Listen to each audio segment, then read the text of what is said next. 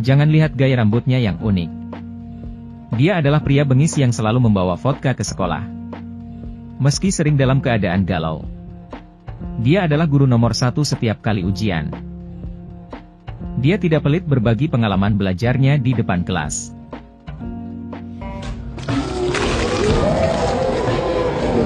Pengganggu sekolah yang provokatif sepulang sekolah bahkan lebih ketakutan. Tidak bisa berkata-kata ketika dia baru saja mengucapkan sepatah kata pun. Sejak itu, dia menjadi legenda di sekolah. Guyu berkata bahwa jika ada naga berjongkok, pasti ada burung phoenix muda. Teman sekamarnya juga tidak sederhana. Dia menulis esai dengan fasih tentang keadaan ibunya yang pecandu alkohol. Membuatnya mendapatkan reputasi sebagai orang cabul. Namun, tidak ada yang menyangka bahwa kombinasi luar biasa ini membuat prestasi yang membuat iri semua orang. Pada hari ini, Mike membeli jaket dengan pola naga yang sama dengan Dewi. Berharap dapat menarik perhatiannya. Dia di meja yang sama melihatnya dengan mata cerah.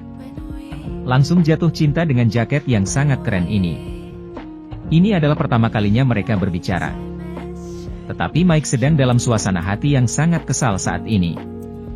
Karena Dewi dia akan berlibur untuk ulang tahunnya. Dia mengundang semua orang di kelas, kecuali dirinya sendiri. Tentu saja dia merasa sedih di rumah sendirian. Tetapi dia sudah menyiapkan semua hadiah. Potret yang dia gambar dengan hati-hati. Berpikir untuk merobeknya, tetapi saya impulsif. Pada akhirnya, tidak ada tandingan kasih sayang yang dalam. Ibu yang mabuk itu masih menungguku untuk membawanya pulang. Keesokan harinya, ibu saya dikirim ke pusat rehabilitasi alkohol. Ayah saya mengikutinya dalam perjalanan bisnis dengan sekretaris cantik selama setengah bulan. Saat dia melampiaskan keluhannya, Kike mengendarai mobil berwarna biru dan berhenti di depan rumahnya. Mike melihat lebih dekat dan menemukan bahwa mobil itu hasil mencuri. Dia sangat marah dan berkata bahwa dia harus mengembalikannya setelah dia selesai menggunakannya. Kike bertanya apakah dia akan pergi ke pesta Dewi malam ini. Mike yang tidak diundang, berpura-pura tidak peduli. Lagi pula dia bosan, dan terlalu berlebihan untuk mengatakan bahwa dia bosan. Contoh kelas menghitung gadis-gadis yang mungkin bersekolah. Terlepas dari kenyataan bahwa dia datang ke sekolah selama beberapa hari. Dia sudah menghafal keindahan sekolah dengan lancar. Dia meragukan apa yang ada di depannya. Apakah orang ini menyukai laki-laki? Untuk membuktikan karakter aslinya sebagai laki-laki, Mike harus mengeluarkan potret sketsanya. Melihat potret yang robek dan Kike teman mejanya yang sedih dan memutuskan bahwa dia harus melakukan sesuatu. Mereka berangkat dengan mobil. Hanya saja, keterampilan mengemudi yang tak terlukiskan ini, jelas berada pada level mengemudi untuk pertama kalinya. Tapi untuk seorang jenius, hanya perlu melihatnya untuk mengetahui cara mengemudi. Ketika dia tiba di tempat tujuan, dia mengambil sketsa itu dan masuk dengan Mike dengan angkuh. Dia memancarkan kepercayaan diri dan menjadi kaku. Lalu menyerahkannya kepada Mike. Mike berjalan ke arah Dewi dan memberikannya kepada Dewi dengan lembut. Mengagumi mata gadis itu dengan emosi yang kompleks. Setelah itu, dia mengikuti Kike dan kembali ke mobil tanpa sepatah kata pun. Mike masih mengenang perasaan tadi. Namun, Kike menginjak pedal gas, mengencangkan rem tangan. Mengemudikan mobil kecil yang rusak itu hingga melaju liar. Pada saat ini, pria dan wanita tampan di pesta tercengang. Keduanya mengemasi tas mereka, dan segera berangkat, siap memulai perjalanan. Kike berkata bahwa mereka akan pergi ke Wallachia, tempat tinggal kakeknya. Mike, yang belum pernah mendengar nama itu, mengeluarkan ponselnya dan ingin memeriksanya. Kike mengambil ponselnya dan membuangnya.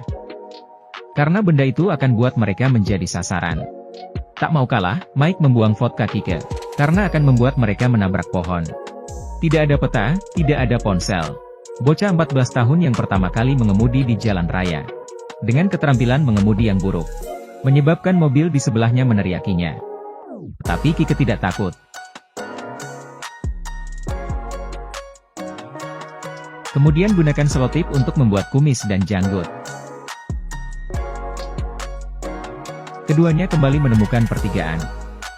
Itu adalah masalah yang sulit, apakah harus ke kiri atau ke kanan? Kike mengeluarkan jam tangannya untuk menemukan lokasinya. Itu benar untuk berjalan jauh ke selatan. Mereka mendengarkan bandari bolak-balik di antara ladang gandum emas. terus mengikuti petunjuk untuk mengemudi ke kiri, dan berhasil melaju ke jalan buntu. Tetapi tidak ada kata mundur dalam kamus Kike. Tanpa ragu, dia bergegas ke ladang jagung di depannya, menampar permukaan mobil dan mengeluarkan suara. Dalam hal ini, Mike hanya memintanya untuk mengarahkan namanya, sehingga dia bisa melihatnya di peta. Lakukan saja apa yang Anda katakan. Pegangan mobil penuh tenaga, dan mereka meninggalkan nama mereka dengan mudah. Petani itu mengejarnya. Tetapi untungnya mobil mereka lebih baik dan berhasil lolos. Di penghujung perjalanan hari itu, mereka berkendara ke pembangkit listrik tenaga angin. Melihat ke atas, kincir angin besar membuat manusia menjadi sangat kecil. Saat memeriksa makanan, diketahui bahwa Kike membawa makanan kaleng. Tapi tidak ada pembuka kaleng. Mike memiliki pizza yang dibekukan dengan cepat, tetapi tidak ada oven. Langit berbintang di malam hari luar biasa indah. Mereka berbaring di tanah mendiskusikan kapal perang Starship. Membayangkan bahwa di galaksi yang jauh, ada dua anak laki-laki yang sama menatap langit berbintang. Keesokan paginya, mereka bangun dengan lapar. Mencari supermarket di desa, untungnya seorang wanita baik hati membiarkan mereka makan siang bersama. Mereka benar-benar dikalahkan oleh sekelompok anak prasekolah dalam permainan kuis. Setelah pergi, keduanya bertanya-tanya kemana laki-laki pemilik rumah itu pergi. Sebelum kata-kata itu selesai, seorang polisi dengan sepeda datang ke mobil Kike. Dia tidak memiliki SIM, dan meninggalkan Mike yang sedang buang air kecil. Polisi mengejar Kike dengan terengah-engah. Mike memanfaatkan kesempatan untuk mengambil sepeda polisi itu. Dia bergegas ke sepeda yang diparkir di pinggir jalan, dan melarikan diri. Polisi itu mengejarnya, dan hampir menangkap mereka berdua. Mike mengendarai sepedanya ke dalam hutan, dan suara sirene di kejauhan membuatnya gemetar.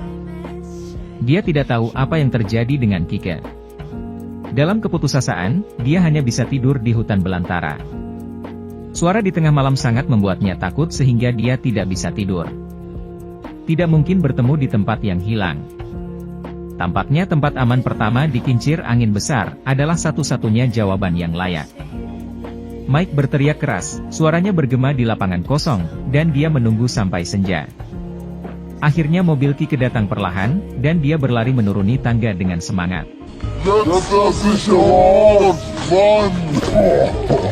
Kike tidak hanya kembali, tetapi juga membawa kembali makanan. Bagaimana dia bisa meninggalkan temannya? Saya tidak tahu di mana dia, dan mobil harus diganti dengan warna baru dan plat nomor baru. Tetapi tidak butuh waktu lama mobil itu menghilang. Melihat truk besar itu diparkir di samping, mereka punya rencana. Jadi mereka bisa meminjam bahan bakar saat pemiliknya pergi. Jadi sekarang mereka harus menemukan selang terlebih dahulu. Mereka memanjat pagar dan melompat. Tapi Raspberry di pinggir jalan menarik mereka lebih dulu. Setelah kedua anak laki-laki itu makan enak, akhirnya mereka turun ke tempat pembuangan sampah. Setelah beberapa saat mencari, seorang gadis berang yang tinggal di sini memberi mereka petunjuk arah. Akhirnya menemukan pipa yang bisa digunakan. Kudengar mereka pergi jauh ke selatan. Gadis itu ingin naik, tapi Kike sangat tidak menyukai baunya. Sehingga dia melambai padanya untuk pergi. Mike dan gadis itu menyedotnya melalui pipa untuk waktu yang lama hingga mengeluarkan minyak. Gadis yang datang menyedotnya dengan seteguk. Ternyata teknik ini harus lebih rendah dari kadar minyaknya. Kalian berdua layak menjadi naga dan burung phoenix yang berjongkok. Kalian tidak tahu bagaimana Kike mendapatkan nilai sempurna itu. Nama gadis itu adalah Isa, jadi tim menjadi 3 orang. Tapi bau darinya benar-benar tak tertahankan. Mereka berkendara sampai ke sungai, dan mereka berdua mendorong Isa ke dalam air. Setelah beberapa kali mandi, mereka berbaring di sana dan berjemur di bawah sinar matahari. Mike memotong pendek rambutnya dengan gunting. Rambut pendeknya menutupi bagian bawah biru matanya yang sangat indah. Ketiganya melanjutkan perjalanan. Melaju di jalan berkelok-kelok, dan berbelok menjadi objek wisata di sepanjang jalan yang ditumbuhi pepohonan. Mereka memanjat bangunan kuno dan mengukir nama mereka. Mereka duduk berdampingan dan melihat ke kejauhan. Menambahkan sedikit puisi pada perjalanan fantastis ini. Tiba-tiba, sebuah mobil menuju Praha muncul di depan matanya. Itu adalah tempat yang Isa rencanakan untuk pergi. Dia pergi ke sana untuk mencari saudara tirinya. Mereka sedang tidak sadar, dan pertemuan singkat itu akan segera berakhir. Mike diam-diam mengeluarkan uang itu dan menyerahkannya kepada Isa. Dia dan Kike berpelukan ringan dan memberi Mike ciuman. Bahkan teman-teman dalam perjalanan berpisah seperti ini. Saya tidak tahu apakah mereka akan memiliki kesempatan untuk bertemu lagi. Melihat mobil yang pergi, mata Mike tampak kehilangan kecemerlangannya.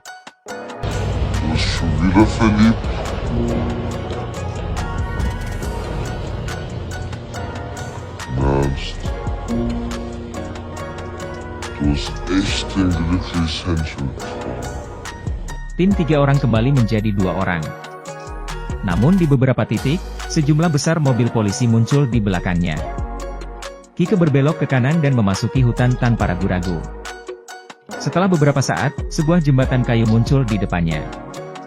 Kike adalah orang yang tidak pernah mundur. Dia mengemudi tanpa berpikir. Mobil itu melayang bergoyang di jembatan yang ditumbuhi pepohonan. Segera, jembatan yang rusak menghalangi jalan mereka. Keduanya saling memandang, lalu turun ke dalam air mencari kayu untuk memperbaiki jembatan. Kaki Kike tertusuk kayu hingga terluka parah. Setelah beberapa perban, meskipun pendarahan berhenti, tidak mungkin untuk mengemudi. Mike menghela napas.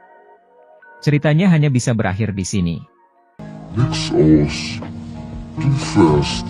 Hast du sie noch alle? Du musst nur Gas geben und lenken. Ich schalte die Gänge. Nein, Mann. So denn nicht. Weil ich ein Feigling bin. Ein Feigling und ein Langweiler. 7 pelajaran diatur, tersenyum, dia tidak menganggap teman-temannya membosankan. Bagaimana mungkin? Lagi pula, Dewi bahkan tidak mengundangku ke pesta. Saya akan merekomendasikan startup root ini kepada semua orang sebelum Mike bangun. Jika Anda masih lajang, Anda dapat mencoba berpegangan tangan dengan gaya yang lembut, imut, dan cerdas. Anda memiliki semua yang Anda inginkan. Anda dapat mencocokkan dengan sukses dalam 5 menit. Ambil berinisiatif untuk mengirim selfie untuk berbagi kehidupan Anda. Pendaftaran memerlukan autentikasi orang sungguhan. Jangan khawatir mengambil foto sama sekali, semua orang harus mencobanya. Semangat juang Mike tersulut, dia mengaspal jembatan. Duduk di kokpit, dan benar-benar melaju di bawah komando Kike. Mereka berkendara kembali ke jalan. Musik yang indah adalah lagu pertempuran mereka. Lampu depan yang terang menerangi arah mereka. Sebuah truk besar melaju, dan bau menyengat menerpa wajah mereka. Berdiri di depan mereka adalah sudut Mike. Ingin menyalip dari jalur darurat.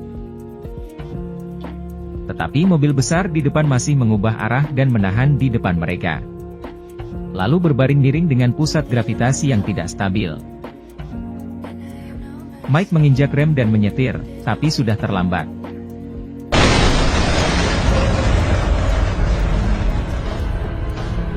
Babi kecil bebas berdiri di mana-mana di jalan.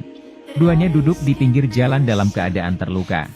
Kike menyentuh wajahnya dan berkata, "Tidak apa-apa." Mike melihat jari telunjuknya. Melihat mobil polisi mendekat di kejauhan, Kike bersiap untuk lari.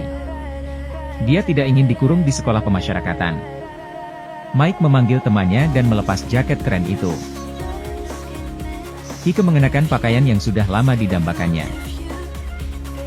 Lalu mengucapkan selamat tinggal dengan kaki pincang.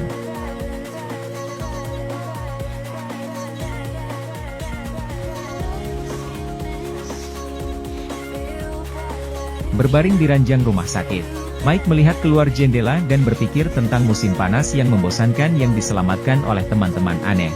Perjalanan ini sangat keren. Ayah yang kembali dari perjalanan bisnis berteriak. Meminta Mike untuk menyalahkan Kike atas semua kesalahannya. Tetapi di pengadilan, Mike berdiri setelah memikirkannya. Dia mengatakan yang sebenarnya bahwa dialah yang mengemudikan mobil pada saat kecelakaan itu. Mereka memutuskan untuk memulai perjalanan ini bersama di awal. Ayah yang marah memukulnya hingga terjatuh ke tanah. Lalu meninggalkan rumah dengan sekretaris mudanya. Mike berdiri dan melihat di lantai atas. Dibandingkan dengan semua ini, akhir musim panas ini yang membuatnya lebih sedih. Karena awal semester baru membuatnya tidak memiliki harapan. Polisi menghentikannya dalam perjalanan ke sekolah. Mereka bertanya apakah dia tahu kemana Kike pergi. Karena mobil yang sama telah dicuri tetapi dikembalikan malam itu. Setelah mendengar ini, Mike mengerti semuanya, ini pasti sinyal dari temannya.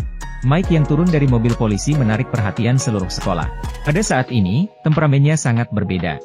Dia pernah mengagumi Dewi yang tak terjangkau. Sambil menatapnya dengan mata tajam. Catatan yang telah lama ditunggu-tunggu datang kepadanya.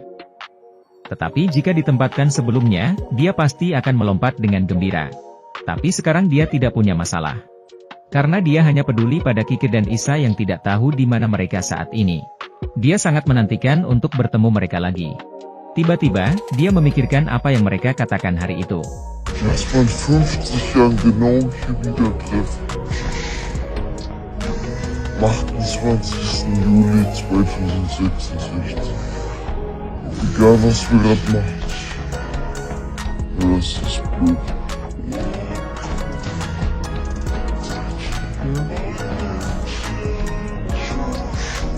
Artinya, jika saya tidak dapat melihat Anda besok, bahkan 10 tahun kemudian, saya masih menantikannya.